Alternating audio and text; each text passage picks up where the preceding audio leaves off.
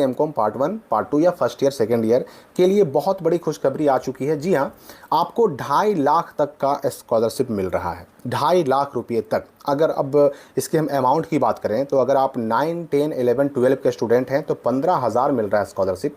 अगर आप यूजी यानी अंडर ग्रेजुएट प्रोग्राम के तहत आप चाहे बीए कर रहे हो, बीएससी कर रहे हो, बीकॉम कर रहे हो, अब चाहे फर्स्ट ईयर में हो, सेकंड ईयर में हो, थर्ड ईयर में हो, किसी भी सेमेस्टर में हो, तो आपको मिलता है 75,000 स्कॉलरशिप मिल रहा है। अगर कोई पीजी पोस्ट ग्रेजुएशन कर रहा है, अब चाहे एमए कर रहा हो, एमए, एमएससी, एमकॉम कोई भी हो, फर्स्ट ईयर हो, सेकंड ईयर हो, ऐसे स्टूडेंट को 2.5 लाख मिल रहा है। अच्छा, इसके अलावा कोई अगर मेडिकल का स्टूडेंट है ना तो 4.5 लाख तक, आईआईटी वालों को 2 लाख, आईआईएम वालों को 5 लाख, ओवरसीज यानी विदेशों में रहकर पढ़ाई करने वालों को तो 20 लाख तक के स्कॉलरशिप का लाभ मिल रहा है। तो आखिर ये स्कॉलरशिप है क्या, इसके लिए कौन कौन फॉर्म भर सकता है, इसके लिए एलिजिबिलिटी क्या है, क्या क्या डॉक्यूमेंट चाहिए और इसका पैसा कैसे मिलेगा, और इसका जो स्टार्ट हो गया है ऑनलाइन अप्लाई, आखिर इसका लास्ट डेट कब तक है। तो मैं आपको बता दूं कि मैं जिस स्कॉलरशिप की बात कर रहा हूं ना उसका नाम है SBI platinum jubilee Asha scholarship. 2025 academic year के लिए ऑनलाइन अप्लाई शुरू हो चुका है। अब इसी को आप एसबीआई स्कॉलरशिप भी कह सकते हैं, एसबीआई आशा स्कॉलरशिप भी कह सकते हैं। तो इसके लिए ऑनलाइन अप्लाई शुरू हो चुका है। पहली बात जो सबसे पहले आपका दिमाग में आया होगा कि क्या इसके लिए एसबीआई का अकाउंट होना ज़रूरी है? बिल्कुल नहीं। आपके पास एसबीआई का बैंक अकाउंट हो या ना हो, आप इसके लिए अप्लाई कर सकते हैं। दूसरी बात कि ये स्कॉलरशिप है, स्कॉलरशिप वापस नहीं किया जाता, ये लोन नहीं है। लोन के बारे में मैं बता दूं कि भाई लोन जो होता है ना वो चुकाना पड़ता है, वो लौटाना पड़ता है। ये लोन नहीं है, ये स्कॉलरशिप है, छात्रवृत्ति है, तो इसे वापस करने की कोई ज़रूरत नहीं है। नियम और शर्तें जान लीजिए। पहली जो खुशखबरी या बहुत बड़ी चीज़ है वो तो ये है कि इसके लिए किसी एक स्टेट की बाध्यता नहीं है। पूरे भारत के किसी भी स्टेट में आप रहने वाले हों, आप इस फॉर्म को भर सकते हैं। लड़के भी भर सकते हैं, लड़कियां भी भर सकती हैं, लड़का लड़की दोनों के लिए है। अब कैटेगरी की भी बाध्यता नहीं है, ऐसा नहीं कि किसी एक कैटेगरी को रोका गया है, नहीं, जनरल वाला भी भर सकते हैं, BC1, BC2, SC ST सब भर सकते हैं। 50% इसमें जो रिजर्वेशन है, 50% स्कॉलरशिप मिलेगा लड़कियों को। तो सबसे पहली शर्त तो यही है कि आप भारत के निवासी हों। दूसरी शर्त यह है कि आप जिस क्लास में पढ़ रहे हो 2025-26 में आपका पढ़ते हुए होना जरूरी है। अब चाहे 9 में हो, 10 में हो, 11 में हो, 12 में हो, बीए बीएससी बीकॉम पार्ट 1 2 3 में हो, या फिर एमए एमएससी एमकॉम पार्ट 1 2 में हो, आपका पढ़ते हुए होना जरूरी है। वर्तमान एकेडमिक ईयर में आप इसी में से कोई भी कोर्स कर रहे हो। पिछला जो आपका साल गुजरा, पिछला जो एकेडमिक ईयर गुजरा, उसमें आपका 75% मार्क्स हो, ये भी इसका एलिजिबिलिटी क्राइटेरिया में आता है। अगर 9, 10, 11, 12 के बच्चों की बात करें तो ऐसे बच्चों का फैमिली इनकम जो है उनके पिता के नाम से या माता के नाम से जो फैमिली इनकम है, आय प्रमाण पत्र या इनकम सर्टिफिकेट, वो 3 लाख से ऊपर का नहीं होना चाहिए। 3 लाख से नीचे का आय बना हुआ हो, ये आपको ध्यान रखना है। और अगर यूजी या फिर जो बीए बीएससी बीकॉम की बात करें, अगर हम उसकी बात करें तो यूजी और पीजी के लिए ये आय की सीमा है 6 लाख। यानी आपका जो आय प्रमाण पत्र है फैमिली इनकम का, चाहे पिता के नाम से हो या फिर माता जी के नाम से हो, आय बना हुआ इनकम सर्टिफिकेट, वो 6 लाख से ऊपर का नहीं होना चाहिए। 9, 10, 11, 12 के लिए 3 लाख है इसका लिमिट। ये तो हो गई कुछ पात्रता की शर्तें, एलिजिबिलिटी क्राइटेरिया। अब इसके लिए एप्लीकेशन प्रोसेस क्या है, तो आपको भाई लिंक जो अप्लाई करने का है मैंने कमेंट और डिस्क्रिप्शन में डाल दिया है, वहाँ से आप अप्लाई कर सकते हैं। सिंपली अप्लाई नाउ पे क्लिक कीजिए, स्टार्ट एप्लीकेशन फॉर्म को भरिए, पूरा डिटेल भरिए। उसके बाद उसमें जो है ना आवश्यक डॉक्यूमेंट अपलोड कीजिए। डॉक्यूमेंट क्या क्या लगेगा वो भी मैं बताने वाला हूँ अभी।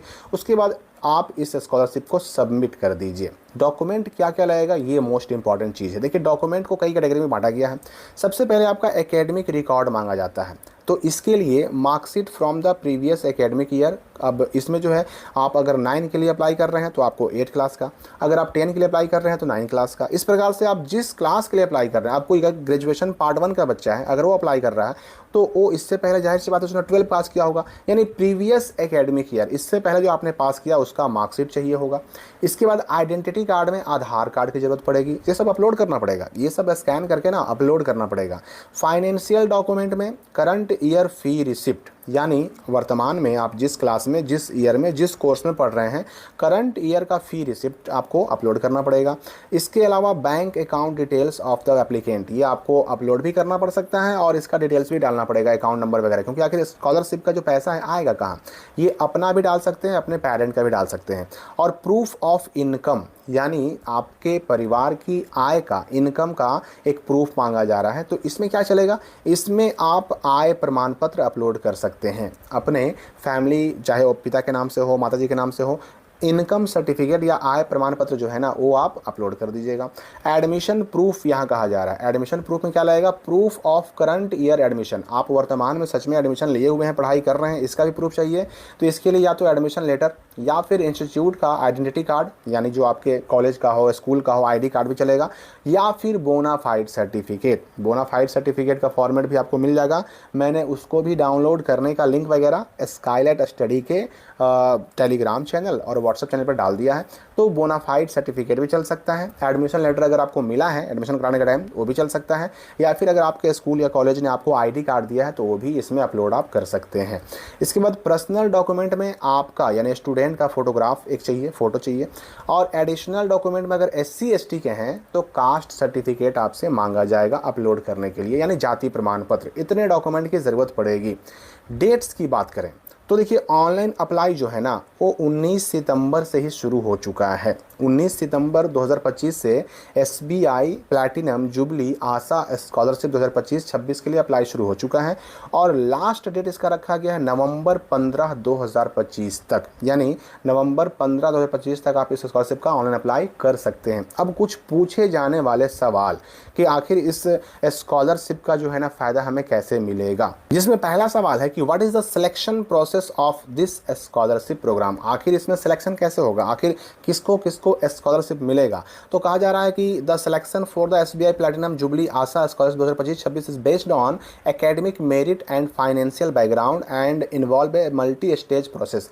यानी आपका एकेडमिक मेरिट क्या है, आपके मार्क्स वगैरह कैसे हैं, आपका फाइनेंशियल बैकग्राउंड कैसा है, आप पढ़ने में ठीक ठाक हैं, और अगर फैमिली बैकग्राउंड यानी कि इकोनॉमिकली कमज़ोर हैं तो आर्थिक रूप से कमज़ोर परिवारों को इसमें ज़्यादा प्राथमिकता दी जाती है। इसके बाद है कि how will I receive the scholarship funds if selected for this programme.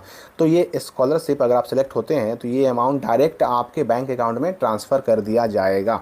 एक मोस्ट इंपॉर्टेंट सवाल यहाँ पे ये है कि which document can I submit instead of a fee receipt if I study in a government school where no fees are paid. अगर मैं कोई सरकारी स्कूल में पढ़ रहा हूँ जहाँ पर फ़ी अगर नहीं लगता है तो जाहिर सी बात है फ़ी नहीं लगेगा तो फी रिसिप्ट भी नहीं मिलेगा।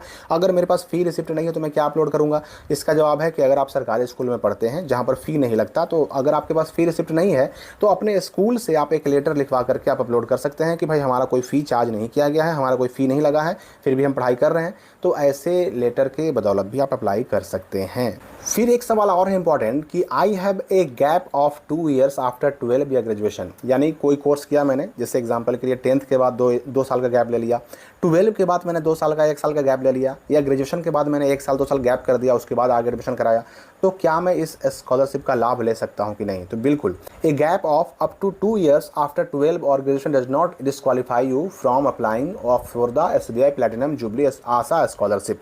यानी 2 साल तक का गैप अगर आपने रखा है 12 के बाद, ग्रेजुएशन के बाद, कहीं भी अगर आपका 2 साल तक का गैप है तो आप इस SBI स्कॉलरशिप के लिए ऑनलाइन अप्लाई कर सकते हैं, कोई प्रॉब्लम नहीं है। लेकिन 2 साल से ज़्यादा का अगर गैप है तब हो सकता है कि आपको डिस्क्वालीफाई कर दिया जाए।